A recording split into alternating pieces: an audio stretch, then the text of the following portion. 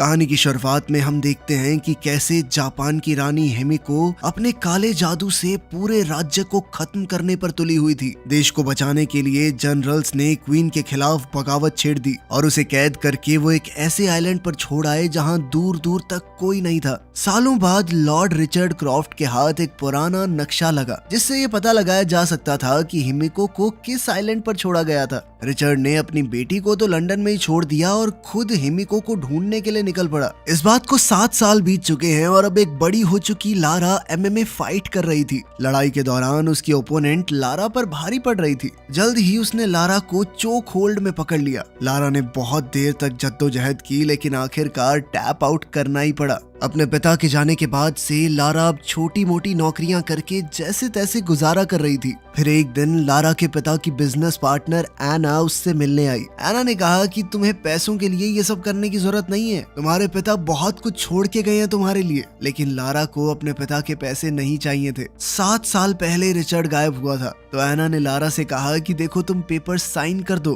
ताकि हम रिचर्ड को डेड घोषित कर सकें, वरना इस तरह उसकी सारी प्रॉपर्टी बिक जाएगी, तुम्हारे हाथ भी कुछ नहीं आएगा। उस शाम लारा अपने पिता के बारे में सोचने लगी। जाने से पहले रिचर्ड ने लारा को एक नेकलेस दिया था जो लारा की माँ का था। रिचर्ड ने कहा कि इस नेकलेस को हाथ में पकड़कर अगर किसी को याद करो तो उस इंसान को पता चल जाता है कि उसे याद किया गया है। अगले दिन लारा क्रॉफ्ट होल्डिंग्स की बिल्डिंग में गई रिचर्ड को मरा हुआ घोषित करने के पेपर्स पर साइन करने से पहले लॉयर ने रिचर्ड की एक पजल जिसका नाम काराकुरी है लारा को दी। लारा ने वो पजल ली और उसे सॉल्व करते ही उसे एक छुपा हुआ लेटर और एक चाबी मिली। उस चिट्ठी में लिखा था मेरी आखिरी जगह का पहला शब्द। लारा तुरंत उसका मतलब समझ गई और वहीं पर अपने पिता की कब्र के पास गई। उसने कब्र पर अपने पिता के नाम रिचर्ड का पहला लेटर आर दबाया जिसके बाद वहां पर चाबी लगाने की एक जगह मिली। लारा ने जैसे ही वहां पर चाबी डालकर घुमाई तो कब्र की दूसरी तरफ एक दरवाजा खुल गया जहां रिचर्ड का सीक्रेट ऑफिस था। वहां लारा को कुछ फेक पासपोर्ट्स, एक पुराना वीडियो कैमरा मिला जिसमें रिचर्ड का एक मैसेज था। रिचर्ड ने बताया था कि कैसे उसकी पत्नी की मौत के बाद रिचर्ड ने अपनी पत्नी से दूसरी दुनिया में दोबारा मिलने के लिए कोई रास्ता निकाला, इसीलिए उसने प्रोजेक्ट हिमिको पर काम किया। वो चाहता था कि लारा हिमिको प्रोजेक्ट की पूरी रिसर्च को जला दे क्योंकि अगर ये रिसर्च गलत हाथों में पड़ गई तो हंगामा हो जाएगा। वहीं लारा को एक डब्बा मिला जिसके बाहर हिमिको लिखा हुआ था। जलाने की बजाय लारा ने चीजों को देखना और पढ़ना शुरू किया। उसने हिमिको और जहां उसे रखा गया था उस आइलैंड यामाटाई के बारे में पढ़ा। लारा को पता चला कि रिचर्ड यामाटाई ही जा रहा था और जो कप्तान अपने जहाज में उसे वहां ले जाने वाला था उसके बारे में भी पता चला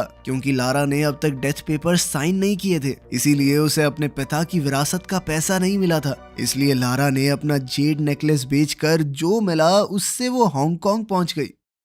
यहाँ पर लारा जहाज के कैप्टन को ढूंढ ही रही थी तो कुछ लड़कों ने लारा की मदद करने के बहाने उसका बैग छीन लिया। लारा ने बोट्स के ऊपर भागते हुए उन्हें पकड़ने की कोशिश की लेकिन वो एक बोट पर चढ़ गए जो चलने लगी। लारा मार्केट के रास्ते से भागती हुई उनकी बोट तक पहुंच गई और जैसे ही लड़के बोट से उतरे लारा ने किसी तरह एक को पकड़ लिया जिसके पास उसका बैग था। अब ये लड़का लारा को चाकू दिखाकर डराने लगा लेकिन लारा हुक पर झूलती हुई दूसरी तरफ पहुंच गई। तभी वो जहाज द इंड्योरेंस उसे दिख गया जिसे वो ढूंढ रही थी, लेकिन ये लड़के अभी भी उसका पीछा नहीं छोड़ रहे थे और कुछ देर बाद उन्होंने लारा को घेर लिया। लेकिन तभी जहाज के कैप्टन लू रेन ने गोली चलाई और इन लड़कों को तुरंत वहां से भगा दिया। लू ने लारा को भी तुरंत वहां से निकल जाने को कहा लेकिन इस वक्त लू ने कुछ ज्यादा ही पी रखी थी तो वो नशे में बेहोश होकर जहाज से नीचे गिर गया। लारा ने लू के ऊपर पानी फेंका उसे जगाने के लिए और तभी अपने पिता का वो लेटर दिखाकर लू से रिचर्ड के बारे में पूछने लगी। लेकिन लू ने बताया कि मेरे बाप का नाम भी लू है और हो सकता है कि तेरे बाप ने मेरे बाप से बातचीत करी हो और सही बताऊं तो मेरा बाप खुद गायब है क्योंकि अब लू और लारा दोनों के पिता एक ही ट्रिप पर गायब हुए थे। तो लारा ने उसे बताया कि ये दोनों यामाटाई जा रहे थे।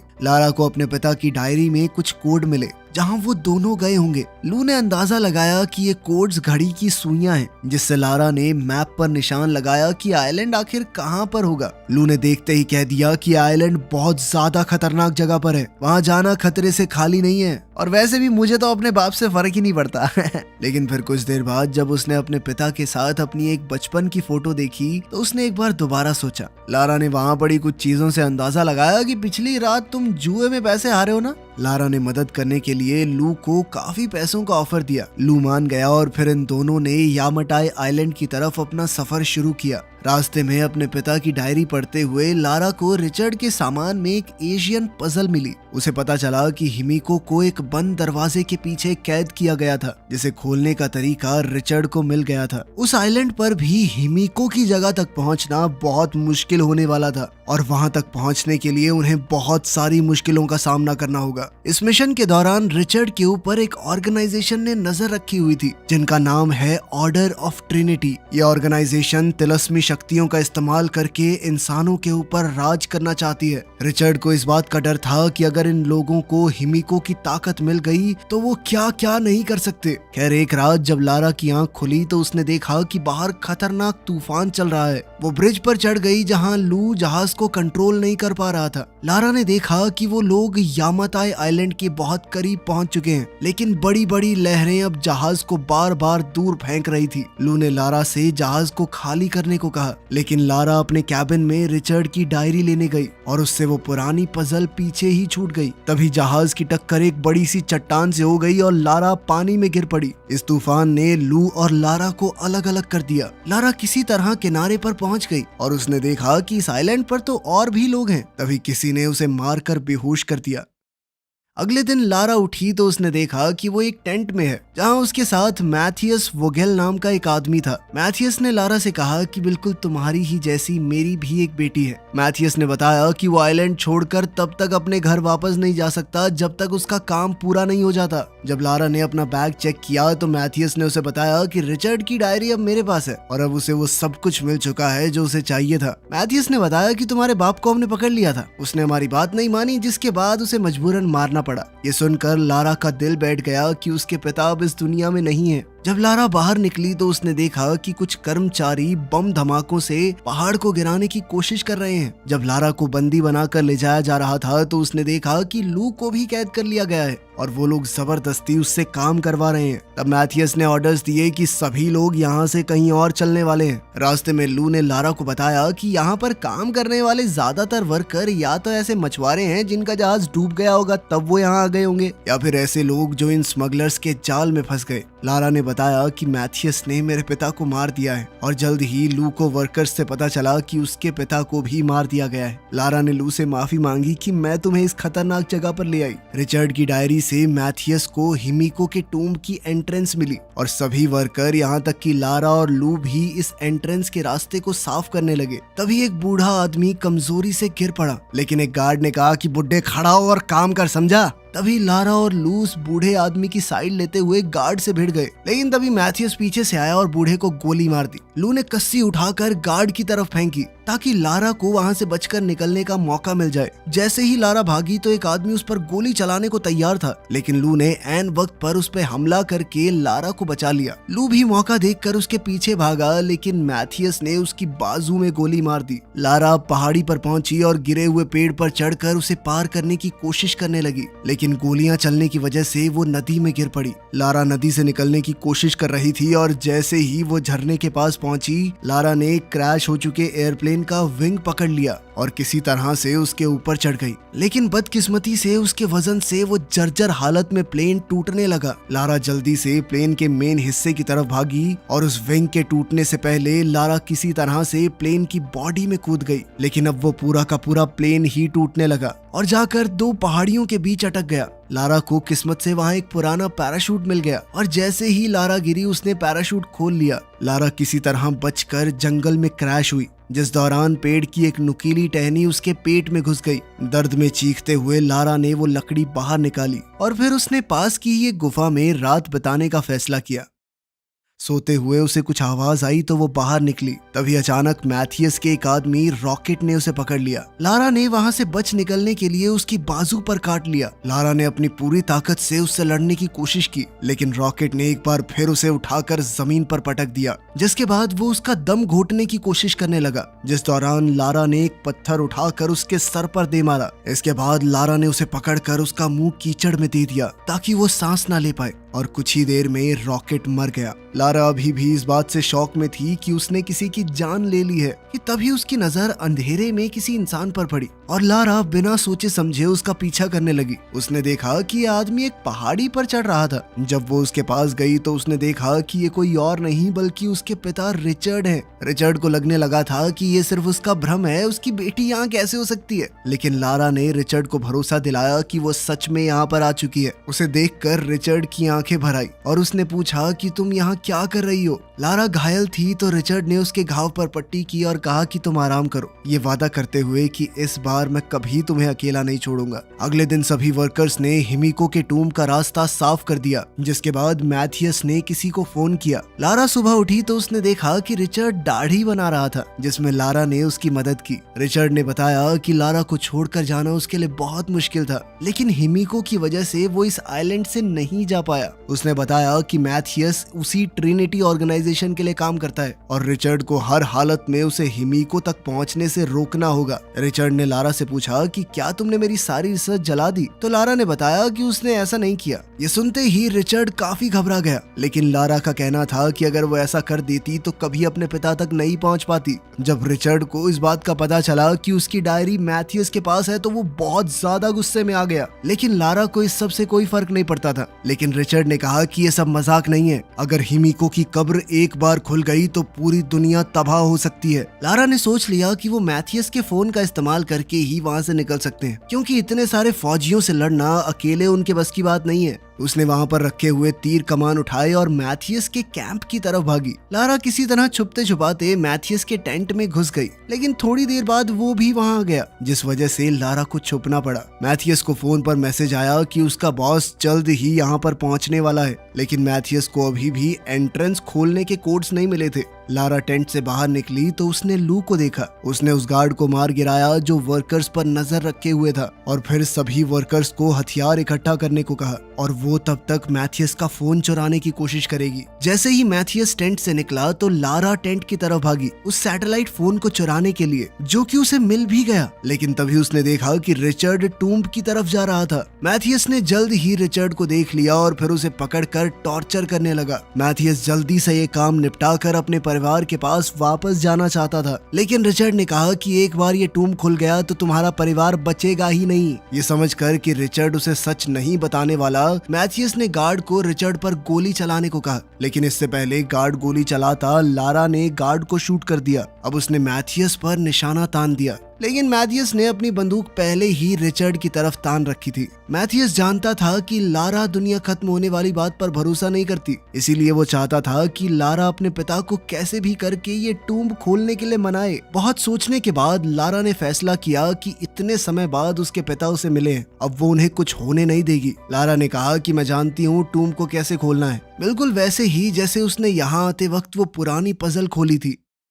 लारा ने दरवाजे पर लगे पहियों को बिल्कुल वैसे ही घुमाया और एंट्रेंस का दरवाजा टूटकर गिर गया। लारा, रिचर्ड, मैथियस और उसकी पूरी टीम अब अंदर गए। अंदर घुसते ही एक तेज हवा का झोंका आया, जो रिचर्ड का मानना है कि हिमिको की सांसें हैं, लेकिन मैथियस ने कहा कि एक आदमी की सांस इतनी तेज नहीं हो सकती। तभी गलती से लारा ने एक ट्रिगर पर पैर रख दिया, जिसके बाद जमीन से एक भाला निकला जिसने एक गार्ड को मार गिराया। इसके बाद वो पहुंचे एक हड्डियों की गहरी खाई में, जहां लोगों के मरने के बाद उनकी हड्डियां पड़ी थी। दूसरी तरफ जाने के लिए उन्होंने एक सीढ़ी का इस्तेमाल किया। तभी अचानक एक गार्ड ने गलती से ट्रिगर पर पैर रख दिया, जिससे वहां मौजूद गोल दरवाजे अचानक से बंद हो गए और वो सभी लोग अब अंदर फंस चुके थे। साथ ही पूरा फर्श भी टूटने लगा। तभी लारा ने देखा कि उस तरफ एक गार्ड बाहर रह गया था, जो इस वक्त की होल से उन्हें देख रहा है। दीवारों पर बने व्हील्स को लारा ने चाबी की तरह इस्तेमाल करके दरवाजा खोलने की कोशिश की, लेकिन तभी जहां लारा खड़ी थी वो फर्श भी टूट गया, जिसके बाद लारा किसी तरह से दरवाजे से लटक गई। अभी भी लारा पूरे जी जान से दरवाजा खोलने की कोशिश कर रही थी, लेकिन वो नहीं खुला। तभी लारा को एंट्रेंस के दरवाजे की पहेली याद आई और उसे समझ आया कि ये दरवाजा खोलने के लिए येलो और रेड व्हील को कंबाइन करना पड़ेगा, जिससे एक हरे रंग का व्हील बनेगा। और अब जैसे ही हरी लाइट आई, दरवाजा खुल गया। जैसे ही दरवाजा खुला तो उन्होंने देखा कि यहाँ पर टूटी फूटी कब्रें हैं। दरअसल ये हिमिको की दासियों की कब्रें हैं, जिन्होंने मौत के बाद भी हिमिको की सेवा नहीं छोड़ी। ये सब बिल्कुल वैसा ही था जैसा रिचर्ड ने अपनी डायरी में लिखा था। ये देखकर लारा को लगा कि कहीं वो श्राप वाली बात सच तो नहीं है। अब आखिरकार वो लोग हिमिको की कब्र पर पहुंच ही गए। रिचर्ड ने मैथियस को समझाने की कोशिश की कि कब्र को खोलना बहुत बड़ी गलती होगी, लेकिन मैथियस ने उसकी एक बात नहीं मानी। गार्ड्स ने हिमिको के ताबूत को खोला और अंदर हिमिको की डेड बॉडी पड़ी थी। अचानक से हिमिको ने अपनी आंखें खोली और उसका शरीर एकदम सड़ने लग गया। लारा ने देखा कि टूम की पेंटिंग्स में हिमिको को दानव रूप में नहीं दिखाया गया। तभी लारा को वो पहले वाली पहेली याद आई जिसमें लिखा था कि जिंदगी वापस पाने के लिए हिमिको को मरना होगा और किसी को भी हिमिको का हाथ लगते ही उसकी मौत हो जाती है। लारा ने गार्ड्स को हिमिको को हाथ लगाने से रोका। अब लारा को समझ आ रहा था कि दुनिया को बचाने के लिए हिमिको ने अपना बलिदान दिया था, लेकिन गार्ड्स ने उसकी बात नहीं सुनी और जैसे ही उन्होंने बॉडी को हाथ लगाया हिमिको उठ खड़ी हुई। मैथियस को लगा कि शायद ये कोई ड्रामा है उन्हें डराने के लिए, लेकिन एक गार्ड जिसने हिमिको के शरीर को हाथ लगाया था उसके हाथ काले पड़ने लगे और उसका मांस सड़ने लगा। इससे ये पता चला कि हिमिको के शरीर में कोई खतरनाक वायरस था और ताकि ये बीमारी किसी और में ना फैले इसीलिए हिमिको ने खुद को बंद कर रखा था। गार्ड का पूरा शरीर सड़ने लगा और डर के मारे उसने गोलियां चला दी, जिससे वो दूसरा गार्ड मर गया जिसने बॉडी को हाथ लगाया था और फिर मैथियस ने उसे भी गोली मार दी। ये सब देखने के बाद भी मैथियस ने हिमिको की एक उंगली ले जाकर अपने बॉस को देने का सोचा। जब वो ये सब कर रहा था तो लारा ने कुल्हाड़ी उठाई और आखिरी गार्ड पर हमला किया। साथ ही रिचर्ड ने उस मरे हुए गार्ड की बंदूक उठाई और मैथियस की टांग में गोली मार दी। घायल गार्ड ने लारा का पीछा किया जब वो बाहर की तरफ भाग रही थी। मैथियस ने रिचर्ड को घर जाने को कहा, लेकिन रिचर्ड किसी भी हालत में हिमिको की उंगली इस आइलैंड से बाहर नहीं ले जाने देगा, क्योंकि ऐसा करने से वायरस पूरी दुनिया में फैल जाएगा। मैथियस रिचर्ड पर गोलियां चलाने लगा, लेकिन जल्दी ही उसकी गन खाली हो गई। तभी इन्फेक्टेड गार्ड्स में से एक उठ गया और उसने रिचर्ड पर हमला बोल दिया। रिचर्ड का ध्यान भटकते ही मैथियस वहां से भाग गया। रिचर्ड ने गार्ड को गोली मार दी, लेकिन अब गार्ड ने उसे भी छू लिया था, जिसका मतलब ये था कि अब रिचर्ड के अंदर भी वायरस आ चुका है। रिचर्ड ने अपना खून रोकने के लिए बाजू पर पट्टी बांध ली ताकि उसकी बॉडी में वायरस बहुत धीरे से फैले। वहीं लारा मौका देखकर दासियों की एक कब्र में छुप गई, लेकिन उसका पैर एक हड्डी पर पड़ गया जिसकी आवाज से गार्ड ने उसे ढूंढ लिया। अब उन दोनों के वजन से कब्र टूट गई और लारा गिरकर एक दूसरे कमरे में पहुंच गई। गार्ड भी उसके साथ ही वहां गिर गया था। तभी लारा को एक ट्रिगर दिखा तो वो उस पर चढ़ गई, जिसके बाद बहुत सी पैनी लकड़ियों के टुकड़े उनके ऊपर बरसने लगे, जिनमें से एक गार्ड पर गिरी और वो तुरंत मारा गया। जल्द ही लारा वापस हिमिको के टूम्ब के पास आई, लेकिन रिचर्ड ने उसे दूर रहने को कहा क्योंकि अब उसके अंदर भी वायरस आ चुका था। उसने लारा को मैथियस को रोकने के लिए कहा और तब तक वो हिमिको के टूम्ब में आग लगा देगा। लारा किसी भी तरह रिचर्ड को बचाना चाहती थी, लेकिन रिचर्ड अपनी मौत को स्वीकार कर चुका था। रिचर्ड ने कहा कि मेरे लिए यही बहुत बड़ी बात है कि मैं अपनी बेटी को दोबारा देख पाया। रोते हुए लारा ने हथियार उठाए और अपने पिता को आखिरी बार अलविदा कहा। वहाँ मैथियस अभी हड्डियों की खाई को पार कर रहा था। लारा कूदकर सीढ़ी की दूसरी तरफ लैंड हुई और मैथियस को रोका। उसने मैथियस को लात मार के दोबारा दूसरी तरफ फेंक दिया, लेकिन मैथियस भी इतनी आसानी से हार मानने वाला नहीं था। उन दोनों के बीच खूब हाथापाई हुई। मैथियस ने लारा को गर्दन से पकड़ लिया, लेकिन लारा ने किसी तरह उसे गिरा दिया। वो किसी भी हालत में मैथियस को यहाँ से जाने नहीं दे सकती थी, इसीलिए उसने सीढ़ी को ही गिरा दिया। मैथियस ने अब कुल्हाड़ी उठाकर लारा की तरफ घुमाई। उसने लारा को जमीन पर गिराकर उसकी गर्दन पकड़ ली। वहीं रिचर्ड ने हिमिको के टूम्ब को बम से उड़ा दिया। इस धमाके से मैथियस का ध्यान भटक गया और लारा ने उसे लात मारते हुए हिमिको की उंगली वाला बैग मैथियस के मुंह में डाल दिया। अब मैथियस के अंदर भी ये वायरस आ चुका था, जिसके बाद तुरंत लारा ने उसे खाई में धक्का दे दिया। अब वो पूरी जगह टूटने लगी तो लारा किसी तरह से दीवार पर चढ़कर ऊपर चढ़ने की कोशिश करने लगी। बाहर से जैसे ही लू ने उसे ऊपर चढ़ते हुए देखा तो उसने सहारा देकर जैसे तैसे लारा को बाहर निकाला। उन दोनों ने ट्रिनिटी के हेलीकॉप्टर्स देखे और पायलट्स को धमकी देकर घर छोड़ने को कहा। लंदन वापस पहुंचकर लारा ने वो पेपर साइन कर दिए, जिनसे अब ये क्लियर हो गया था कि उसके पिता मर चुके हैं और अब रिचर्ड की कंपनी की मालिक लारा होगी। जिसके बाद एना ने कहा कि अब पूरा बिजनेस तुम ही संभालो, लेकिन लारा ने कहा कि मुझे इस सब से कोई मतलब नहीं। आखिर में लारा ने अपनी माँ का वो नेकलेस वापस खरीद लिया जो उसे बेचना पड़ा था और उसे हाथ में लेकर अपने माता पिता को याद किया। वीडियो पसंद आई तो लाइक कर देना, चैनल को सब्सक्राइब कर लेना। मिलते हैं अगली वीडियो में।